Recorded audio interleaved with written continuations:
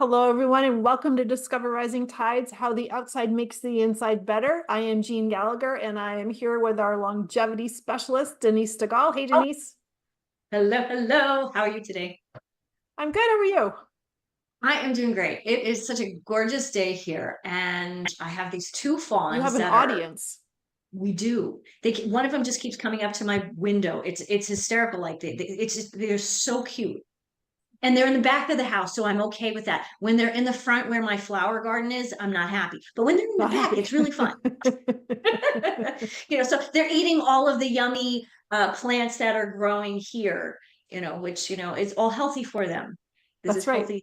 healthy Eat food real for them. food. They're eating real food. They're eating real deer food. Oh, so we're continuing our conversation on the win, right? And I think we're down to the N. We And are, we are at yeah, the N in nutrition or N in win. yes. So nutritious practices, correct?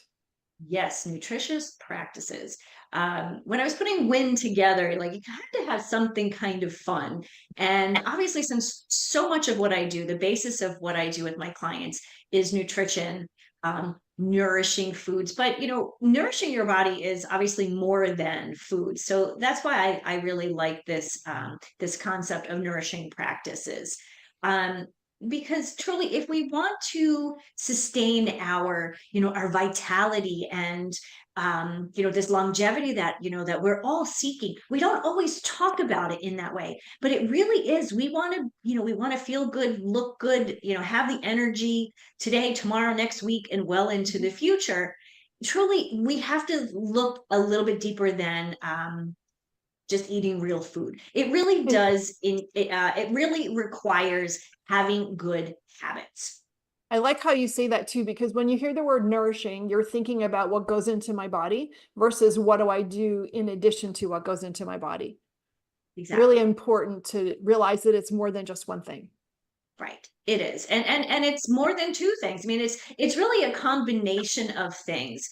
And I was at a conference earlier today, a talk earlier this morning, who was the functional medicine doctor was talking about the Breston protocol, which is about Alzheimer's, which I know your conversation later in this episode is about the Curing Alzheimer's Disease Mhm.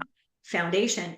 And so it's interesting, like they've come up with, 7 factors or 7 things that you need to do on a regular basis, all 7 of them, not just 1 or 2, but all of them. And so what we'll talk about today really does incorporate them. And of course, number one is the food piece. Mhm. And more than just eating real food, it's developing a routine around your meals, including meal planning, meal prepping, eating at pretty regular times. That is something that most people struggle with. Mhm. Or busy, yeah, kids, work, running late, dinner at 10 o'clock at night. Right. Exaggeration, but that is what happens quite often. Right. And that actually, eating later and then going to bed, an hour later or 2 hours later actually messes with our digestion. It increases our fasting glucose. And it actually inhibits our ability to get restful sleep. Hmm. So, keeping a routine. I mean, we usually have dinner around 7:30. That for most people, that's late, but that's just kind of how our lifestyle is. Um, so I try to stick with that, even if we're going out to dinner. It's really important to try to stay with that because you think about it, your body has to Mhm. digest food Mhm. too. And again, we want to be eating real food and eating good food, but we also want to be able to digest it and metabolize it. So it's actually doing the things that we need it to do. Another piece of this, and this is something that you'll understand really well, is balancing your intake of the macros, the Mhm. protein, healthy fats, and carbohydrates. Because what happens, and I've known myself, I've always been a bit of a carboholic. I eat a lot of fruits and veggies. They have carbohydrates. I've always eaten a more plant forward diet. So that's, whole grains and beans and legumes. But as I've gotten older, that doesn't necessarily work for my body. So there is a little bit of research that I would say you need to do about your body and try to figure out, like, how do you feel better having more protein? Do you feel better if you include more healthy fats, nuts and seeds, olive oil and avocados, those kinds of things? And once those are balanced, because most of us have we're so carbohydrate high in carbohydrates, that it actually affects, again, it affects the way we sleep. It affects the way we feel. It affects the way we move. And that's today. If we don't fix that today, how the heck are we going to feel great in 10 years? I had no idea that I was so carb heavy either until I started to track it. And the tracking's not hard. The decision to track is hard. The tracking's not hard. But then I realized, just to your point, that how much better I feel with more protein, and especially as we get older, and actually how much better I feel with a higher fat diet and a lower carb diet. Would never have. So does it take a little bit of, not a lit, it takes a lot of conscious decisions, of what am I choosing to have right now? But it doesn't mean I'm going without either. I'm eating more food now than I used to. Right, because at one point you were so, and this is what happens with people, especially women, we are so stuck in this, like, we have to count every calorie. And, not every calorie you don't get the same amount, the same bang for your buck for every calorie, right? If you have a bag of potato chips, that's 200 calories, and a piece of chicken, that's 200 calories. One, what's going to make you feel better? But what's also going to keep you fuller longer? Right. So I think that's really an important piece of it. But again, it's not just that, the how you're feeling, and we will get back a little bit. I'll get into physical health in a second, but it's really that mental and emotional well-being that comes along with these nourishing practices. They have such an profound impact on the way your brain functions, the way your mood and your stress is. And all of those, the mood and stress, we think, oh, if you're in a bad mood, I'm depressed. Depression is a real thing, and it is a real clinical diagnosis. It's also something that can be directly affected with what you're eating. And when you're eating, again, it's kind of, it goes hand in hand. You could be eating really great, but if you're eating at 2 o'clock in the morning, that's not a good thing either. So kind of takes it takes the healthy part of the food and just kind of throws it up in the air, and it just gives you really this. disrupts your circadian rhythm. It does. It does. Did you know that the foods that you eat can actually prevent cognitive decline, even reverse some signs of brain function that is declining? Did you know that? I did not. You did Tell not. me more. Tell you more.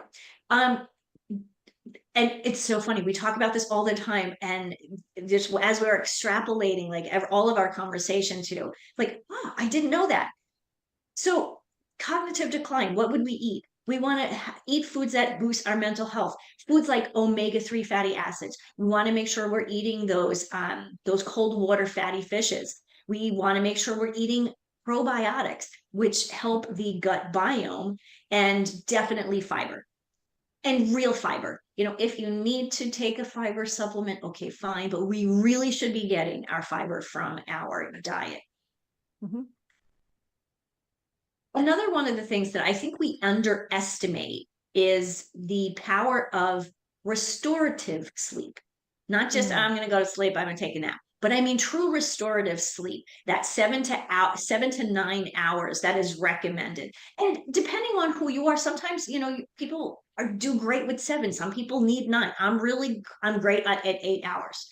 I'm an 8-hour girl. And the interesting piece is, this is absolutely essential for longevity. Why? Our hormones, our hormonal secretions, basically, and brain recovery, body recovery, all happen between 10 p.m. and 2 a.m. Mm. So how many times are people going to bed, 12 o'clock at night? They're up on the weekends till 2 in the afternoon, and then go to bed 3 o'clock in the morning, and then they sleep till 9. Well, you've completely missed out on a full day's restorative sleep. Now you can sleep from 3 a.m. till 9 a.m. and feel, yeah, okay, I'm sort of refreshed, but you actually have not done a thing for your brain health. And truly, if you continue to, kind of not have a normal sleep cycle, those circadian rhythms, as you mentioned, our bodies are meant, when the sun comes up, we're meant to be awake. As the day goes on, our cortisol levels kind of start to pop during the day when the sun comes up, and then they lower as the day goes on. And then, of course, what happens? Your melatonin rises. Melatonin helps you sleep. Well, if you're disrupting that rhythm by not sleeping and staying awake till all hours of the day, you are, one, knocking yourself out of rhythm, and absolutely going to send your hormones in a tizzy. Yeah. And for those people that work a third shift, all these other steps are so important to think about, because you're sleeping on the off schedule. And that is what you do. So it's more important to eat real foods and take care of yourself and have good nourishing practices as well, to combat that sleep change. Absolutely. And work with a professional. I think sometimes we don't think about going to, have a health coach or go to the doctor unless something's wrong. Well, sometimes those, I know my mom was telling me the other day, like she had her yearly wellness checkup. It's not a bad idea for all of us to be doing that. I mean, when we were kids, right, our mom, before we went to school, we went to the doctor for a checkup. We get out of the practice as we get older. And then what happens is we get, into our 60s and 70s and 80s, and all we seem to be doing is going to the doctor. And at that stage, it's no longer preventative. So prevention is key. And everything that we're talking about is about prevention. Exactly. And so if you have questions, get with Denise. She is the longevity specialist, and she's an amazing coach, and you've listened to her quite often, and she is going to be your resource. So thank you. Thank you for this win. Absolutely. Give us that W, eat whole foods. Yes, is Inspired Choices. Inspired Choices. P. And Nourishing Practices. And Nourishing Practices. that would be WIP. Yeah. So we're gonna look you into foods, Inspired Choices, and Nourishing Practices. Thank you, Denise, very much. Thank you. Hello, everyone. This is Jeanne Gallagher, Discover Rising Tides, and I want to just take a moment to talk about my friend, Denise Stegall. I am honored to call her as a friend, and I'm so grateful that she gives us her insight during our shows, each show, and talks about healthy living, eating real food. You hear Denise say, eat real food a lot. Well, she means it, and she knows what she's talking about. She is an amazing healthy living coach, curator at Living Healthy List. And if you ever have any questions about what is real food, why does it matter? How does that apply to me? How do I change? What do I need to do? How do I even create a healthy living shopping list?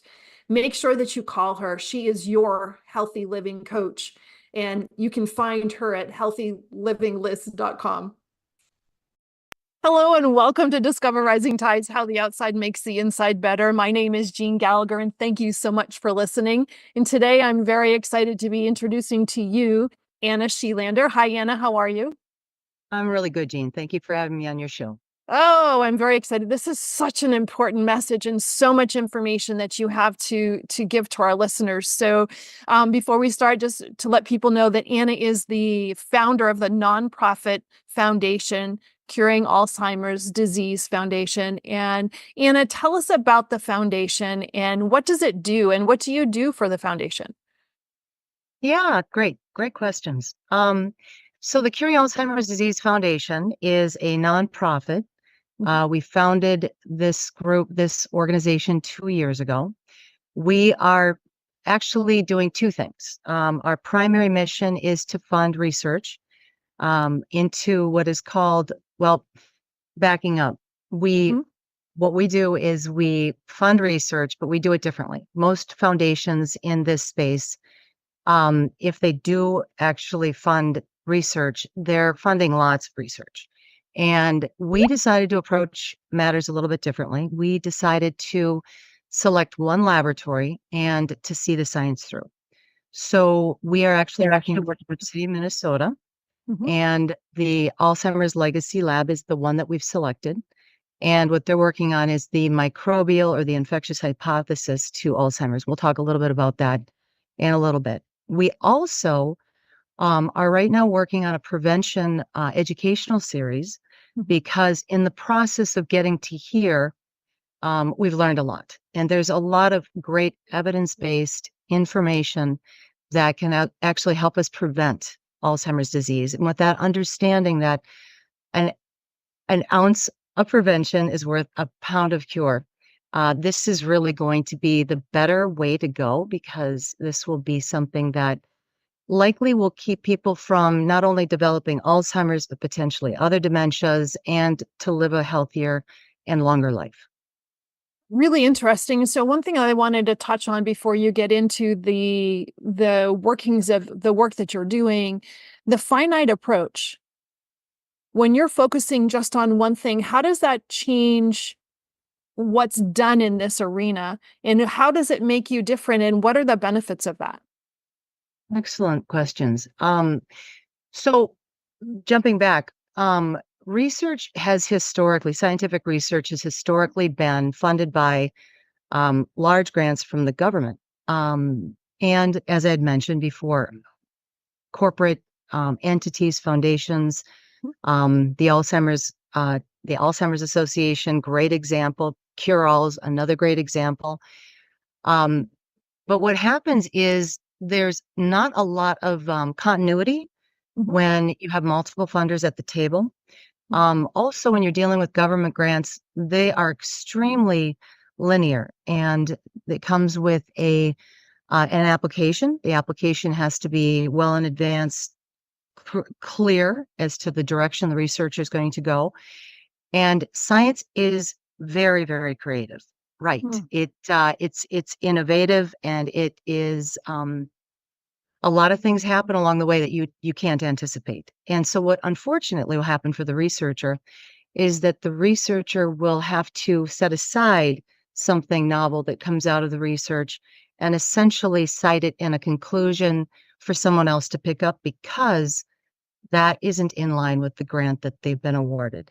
So what we're doing, by the fact that we are not the government and we are a private funder to this scientific journey, is we're allowing the scientists to actually pivot if something like that were to happen, which is, wow, very, very strongly embraced by the research team. But we think it's going to bring about novel solutions more effectively and probably faster. In addition, we aren't that administrative oversight that a lot of times comes with research that is funded by a government entity. And therefore, our researchers will be able to dedicate all of their time to the research, as opposed to, I think it's somewhere around 30% is spent working in administrative duty. And so again, this is going to streamline the process, and we think we're going to get there sooner. And we're intending to stay at the table the entire time to see the science through. That's fascinating. And I would think that that would also give a scientist a bit of hope for their work, to open that creativity window and allow them to delve into the areas that are presenting themselves versus, oh, that's not on my paper. I need to hopefully remember to tell somebody, or hopefully somebody else will write a paper that's focused on that. And it gives that scientist the direction, or the self-motivation, the self-management to do what they're gifted to do. Absolutely. We're really excited. We think it's this could be revolutionary. This could actually change how research is funded. We have great hopes for that. I can see that, and how that would affect other other diseases and that are in a more traditionally researched manner. Exactly. Without Now, you question. said that you're developing an educational series as well, in tandem with the research that's being done, and that's also innovative, isn't it? Yeah, it's interesting. Prevention, right? So, Mhm. uh, when we started on that path, which is a second mission or a second service that we're providing to the community, I was surprised to find that there's really not a lot in that category or in that space. Mhm. There are certain programs, but interestingly, they're tough on deployment. That's been a caveat that organizations have struggled with. And there's a lot of stuff you'll find on the internet, but it's really it doesn't delve deeply into topics with the explanation as to why this is a prevention strategy. I'll give a great example: diet, Mhm. which is Denise's thing, and she's great at it. She's Um, amazing at it.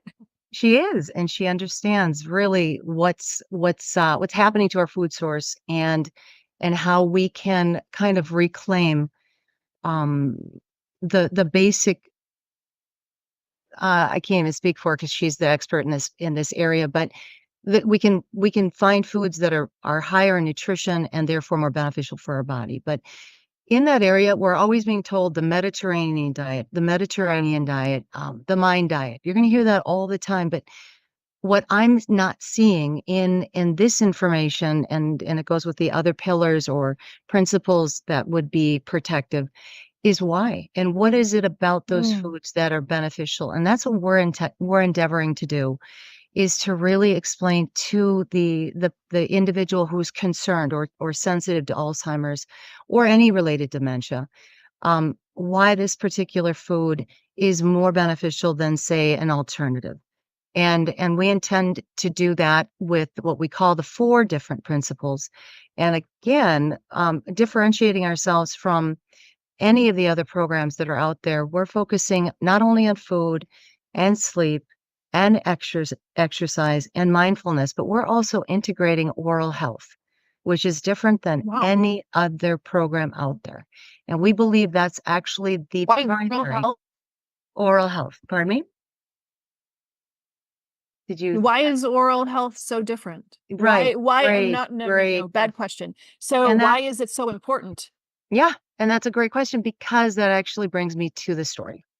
So, this is an interesting aspect. When you look at Alzheimer's disease, you look at risk factors, and we Mhm. absolutely know it's an age-related disease, meaning the older you get, the higher your likelihood of contracting this disease becomes. The second most prevalent, or one of your second highest risk factor, which is interesting because not a lot of people understand this, is periodontal disease, gum disease. So we go down the line, we've got being genetically female, that also interplays into Alzheimer's risk. And then we go, Mhm. the next down is going to be autoimmune diseases, starting with diabetes. Interestingly, with being female at birth, so biologically female, Mhm. and having an autoimmune disease, both of those two situations or conditions rather, yield dry mouth, which actually prompts periodontal disease. So those two can maybe be Interesting. somewhat comorbid or they might be correlative, but when you go right back to it, periodontal disease is the overarching second highest risk factor for this disease, and we want to know why. Now, my Mm. background is in dental. My father was actually a dentist, and so this comes our story. And my father developed Alzheimer's, but it was never diagnosed because he kept reversing the symptoms. And he was doing that by medicating for periodontal disease. So, a little bit about dental offices, and anybody who's watching this, I suggest when you go to your dentist next, and I want you to do that, you should be going Mhm. routinely. Ask your hygienist, like, do you see an overlap between gum disease, periodontal disease, and Alzheimer's or dementia? And you will hear a resounding yes, because that is something that in that particular discipline, we see all the time. We see people that have chronic gum disease are not getting in front of it with good home care, and they develop eventually dementia. And then we don't see them. And then later on, we find out they've died of oftentimes an Alzheimer's diagnosis. So this has been a perplexing thing for a long time. My dad, being a dentist, now sees this in his dental office frequently. Now he's having problems cognitively, and he's saying to himself, if this is what I think it is, it could be getting into my brain. It makes sense. Where is the mouth in proximity to the temporal lobe? They actually use the same blood supply. So what's happening when we have an overabundance of bad bacteria, just like with our gut, we talk about the gut biome or a gut, the balancing of your gut bacteria. We have oral bacteria in our mouth, and there's good and there's bad. So now if we have gum disease, and maybe I'm getting too deep, but I love this stuff. No, this is good. This is really important. You know why I think this is important? Because honestly, before speaking with you, I have never heard the correlation between gum disease and Alzheimer's. Right. Right. So this is a very important piece of this that everybody should be hearing. Thank you. Okay. So stop me though if I go too deep. Okay. Oh, never. With that being said, so we have going on with the good and the bad bacteria. I mean, again, we need a balance. And our lifestyle, this modern way of living is not conducive to a really balanced oral biome. And so we do run this risk of getting in a situation where our bad bacteria is winning over the good bacteria. It's going to overgrow. The bad bacteria I'm talking about is very aggressive. And I swear, if I were to describe to you what it does in the mouth, I would be describing what happens in Alzheimer's. It's so phenomenal how this bacteria is very destructive to tissue, and we are losing tissue in the brain of a person with Alzheimer's. This bacteria automatically causes inflammation, and it causes the body to essentially start attacking itself, which is not unlike what we hear about and we are reading about with Alzheimer's. And that being said, this particular bacteria loves blood. So it's looking for the heme in our blood, and it's going to burrow deeper into our gum tissue, and it's going to find a blood supply. And the blood supply is either going to take it right to the temporal lobe, as I talked about before, or it's going to take it into the bloodstream down into the heart, which we see that particular bacteria has been now proven to cause heart disease. So now this is starting to make sense, right? And then from the heart, it's being dispersed throughout the rest of the peripheral of the body. And it also has an opportunity to get also to the brain. So that is a pretty crazy story. And so with my dad, he was thinking, all right, let's just see if I can't get in front of this.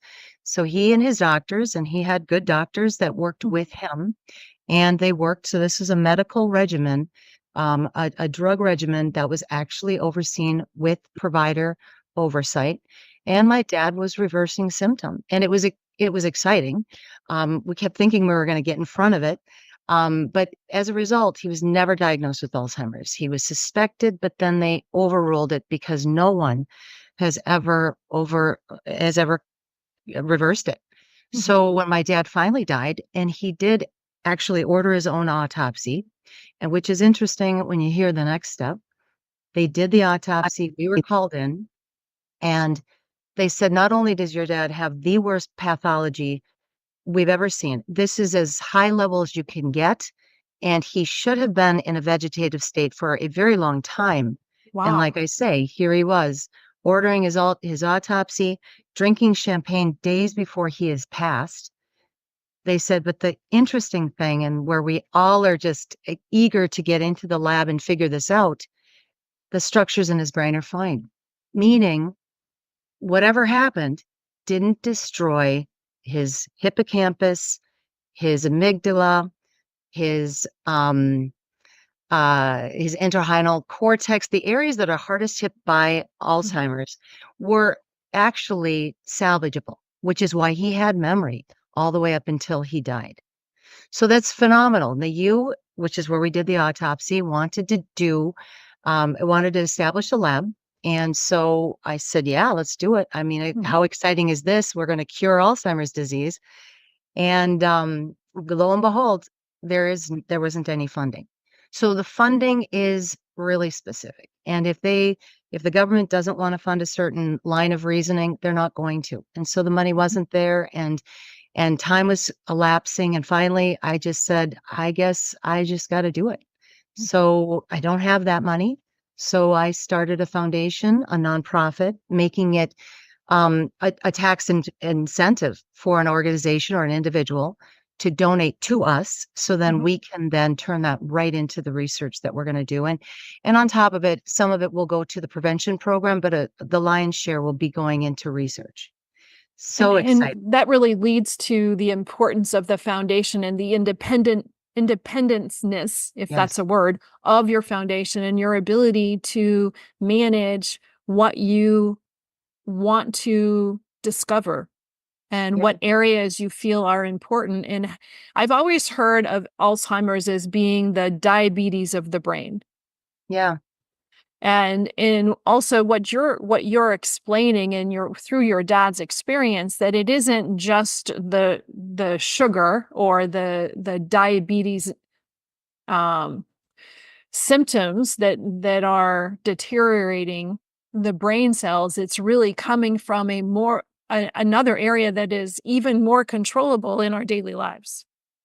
Yeah, Jean, one of the interesting things, and I think a lot of people don't recognize this, Alzheimer's isn't new. I mean, it's Mhm. been around for sure for 100 years, and it could well be a lot longer than that. Sure. Couple different things that I think just kind of adds to this story and makes it make more sense. So we have Alois Alzheimer's, who is accredited with discovering this disease. He actually had a partner in his laboratory. His name is Carl Fisher. So this goes back 100 years, and Dr. Fisher and Dr. Alzheimer's have this patient, number one, and it's a woman who has this terrible condition where her mind is wasting. Mhm. And where Alzheimer's is talking about the protein that they're finding in the brain and saying that that's the problem, that's the problem. Fisher, on the other hand, said, look at her dentition. This woman, her teeth are falling out of her head. She has terrible, terrible gum disease. Mhm. Well, that didn't go very well. And so they parted ways as a matter of fact. And Alzheimer's has gone on, as you know, he's famous.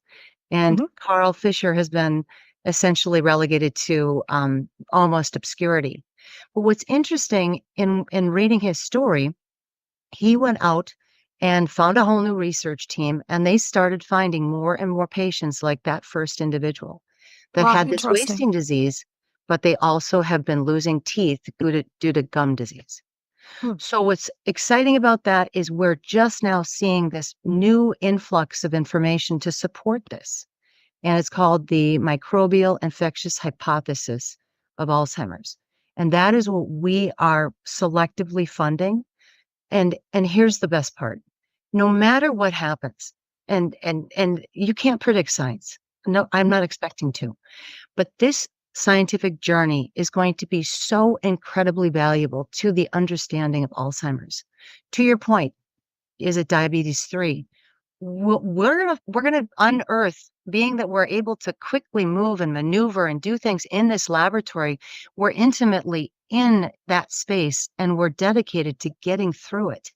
Mhm. We're gonna find out if there's more to that and that contributes to the idea this is a diabetic condition, that there's a sugar component, if that's what or lack of insulin or what have you.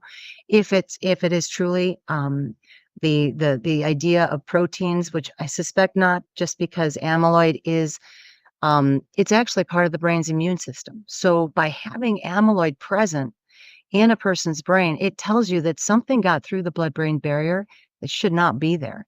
So in my like non-scientific explanation, I see that as the canary in the coal mine more than the bad guy.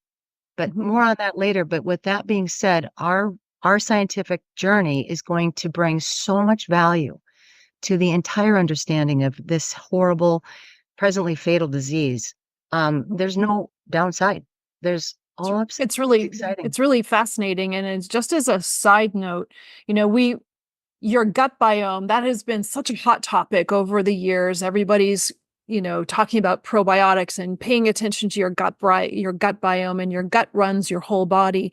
And what your research is pointing towards is the importance of our oral hygiene and preventing periodontal disease, or whatever that happens, whatever is going on in our mouths. And our mouth is one of the highest places in our body that creates bacteria, which the point that I want to make is not really within your scope, but I wonder what other diseases can be affected by our oral hygiene, and with the hopes of the foundation and the work towards Alzheimer's and what it's going to bring to the Alzheimer's arena, how that might affect research for other people that are thinking outside the box, like you and your foundation could bring to other diseases. Just as an interesting thought.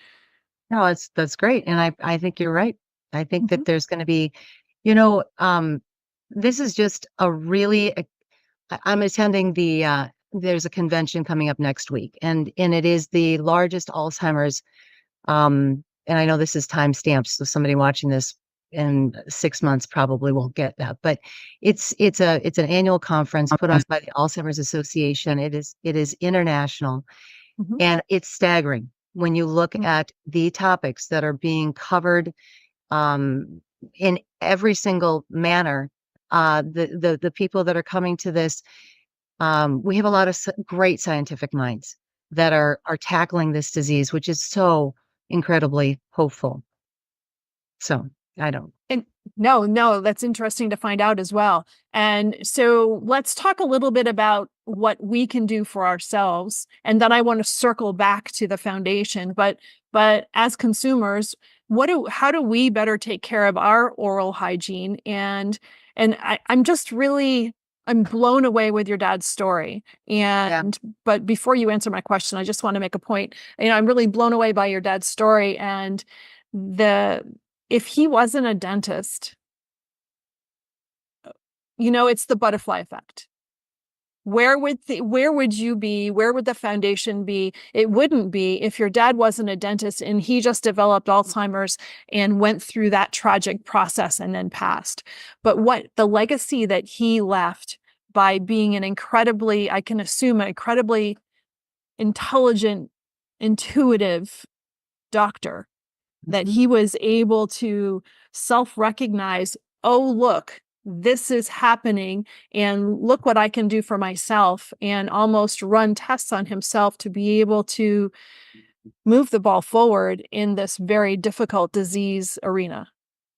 Absolutely. And yeah, I really loved my dad. He was a great guy. And yes, very selfless. He experimented on himself, and that wasn't pleasant. I mean, you just don't know how to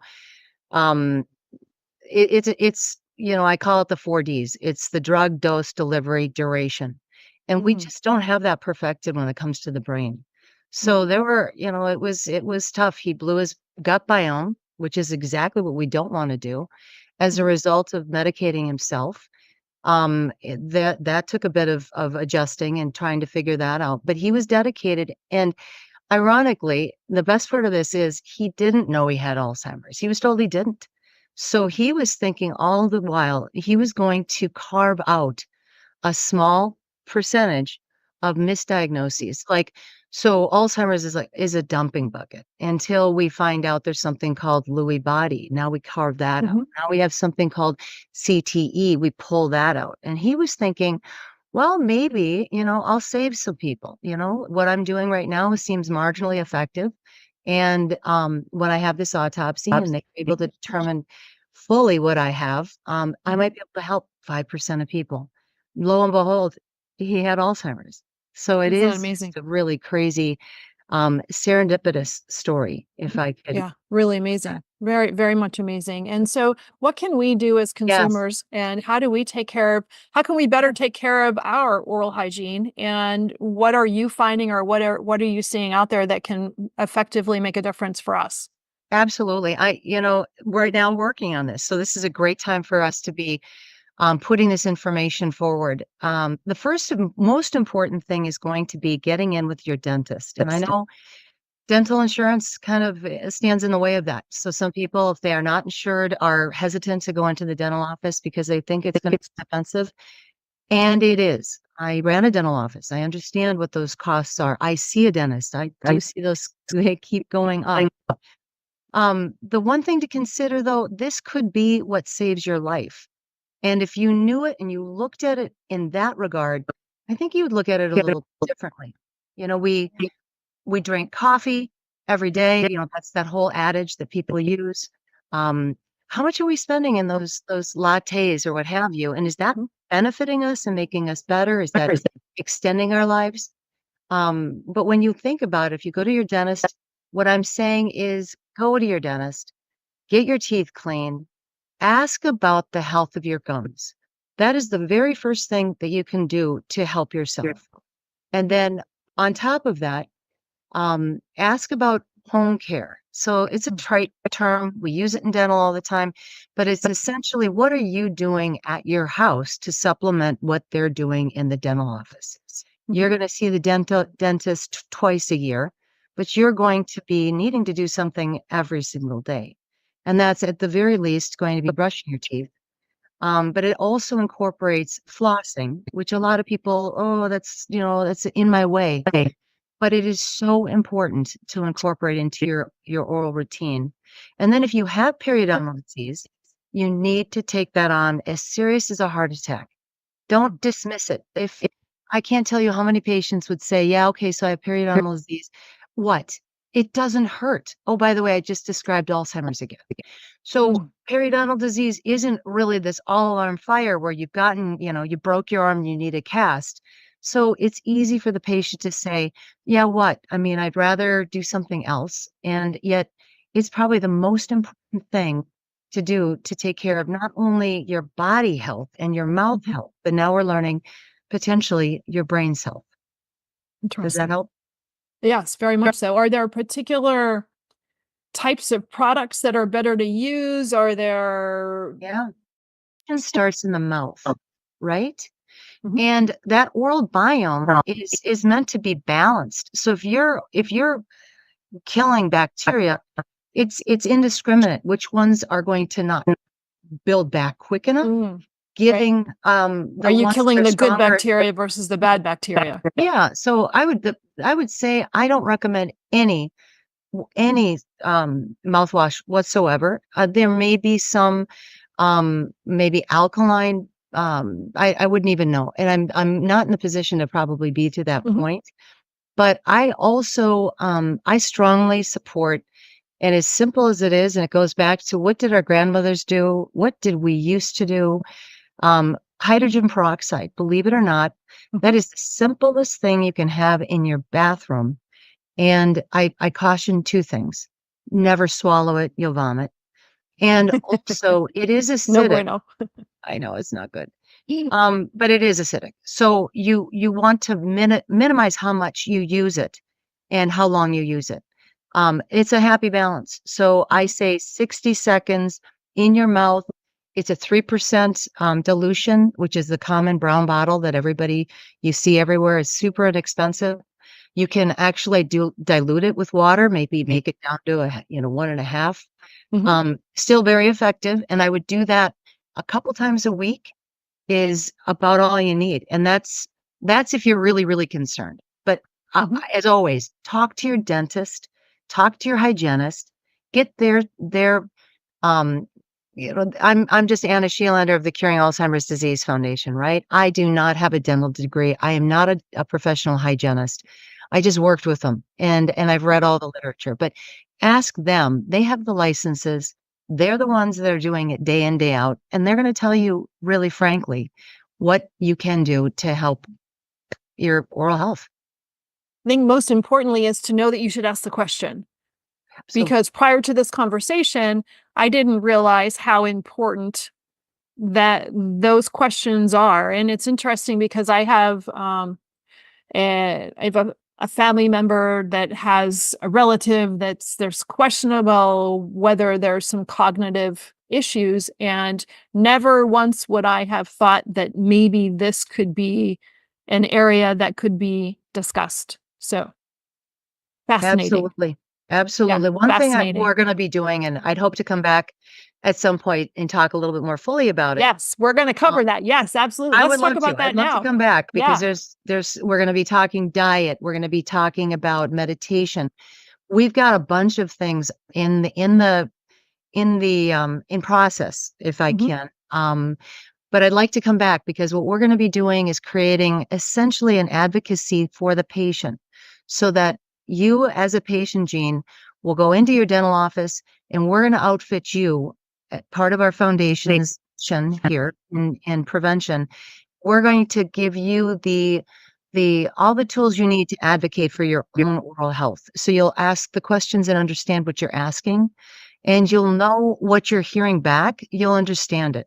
We're gonna be adding video asset to that, so people can see this online, so that they can understand how to properly brush your teeth. How about that? How to properly floss. How about these are, it's interesting. It's just not there. And we're going to make it rapidly available.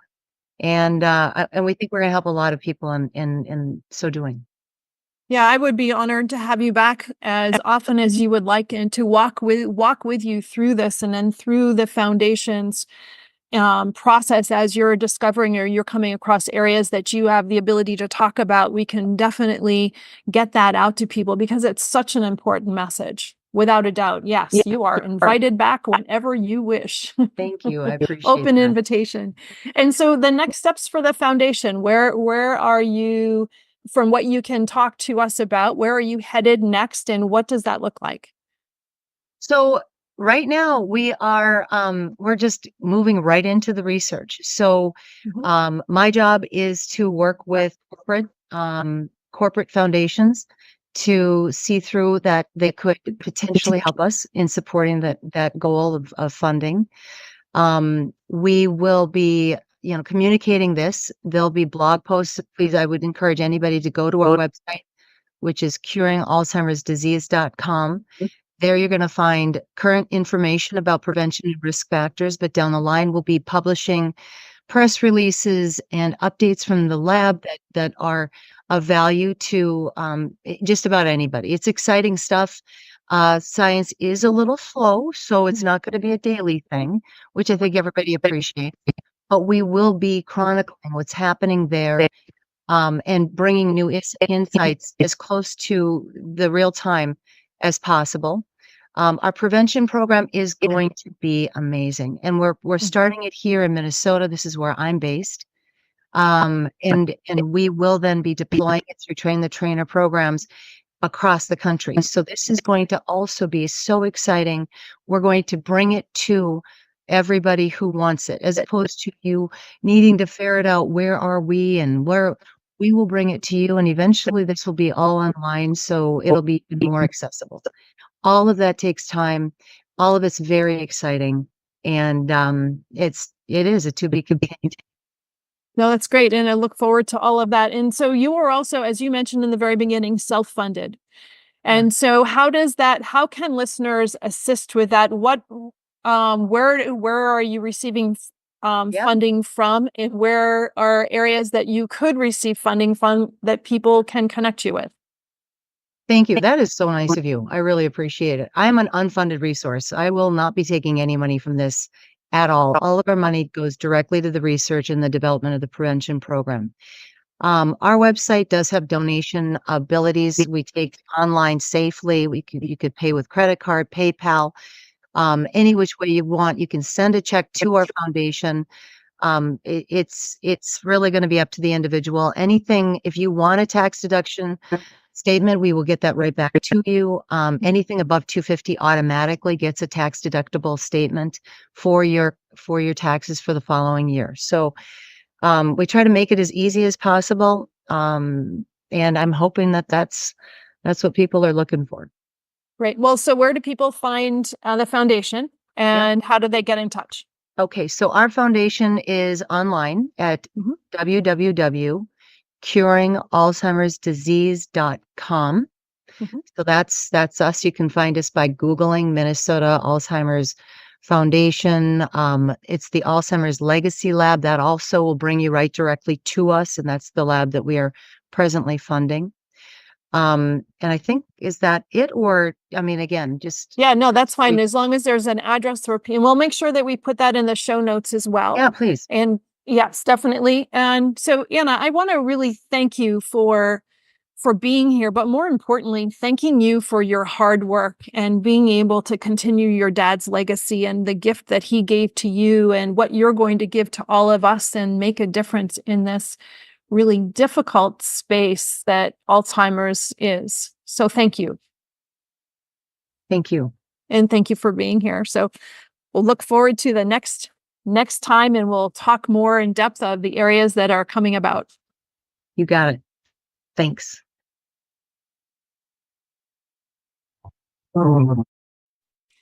Thank you so much for listening today. Today's show was sponsored by Seaside Solutions, my financial services company. As a business owner, it's easy to be pulled in many different directions, and often taking care of yourself plummets to the bottom of the list. For me, I find myself outside to reground. My time outdoors helps me manage my day more effectively and be more present for my clients. Through this, Discover Rising Tides was born. At Seaside Solutions, we truly believe that education is the foundation of financial wellness. Our primary focus is to provide guidance that is designed to help you achieve your long-term financial goals and visions. Working with a plan allows space for doing more things that you love, like being outside to make the inside better. If I can help you create or realign your plan, or if you would like to be added to my weekly newsletter, please let me know. This week's topic was 5 ways to set more achievable goals. Your referral means the big, beautiful world to me, and if I can help, please let me know. And thank you so much for listening, and see you next time.